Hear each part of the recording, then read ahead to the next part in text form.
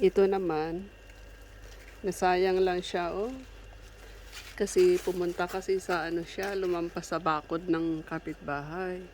Dito sa bakod. Pumunta sa kabila. Akala namin kukunin nila kasi gano'n naman talaga na paglalampas sa kapitbahay mo yung tanim mo, na kahit ano, prutas man yan o ano, sila sana ang kukuha. Tsaka sinabi namin na kukunin nila pag ready na siyang makuha. Ayan, tapos umuwi kami, 2 buwan kami sa Pilipinas. Pagbalik namin, binalik ba naman nila sa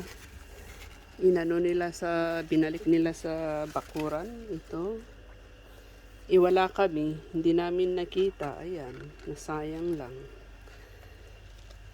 Tumigas na siya, oh, parang na preserve, matigas na matigas.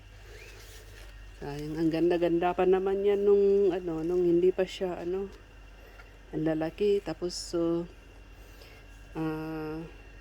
parang ang tamis, tsaka matamis talaga itong saging na to, matamis siya.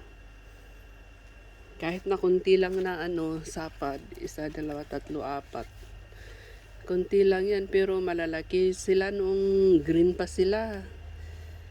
Ayan, malapit sana itong mahinog nung umuwi kami,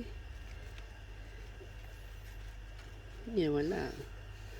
Tumigas na sila, hindi pala nila gusto. Hindi nila sinabi na kunin namin para kinuha namin bago kami uuwi.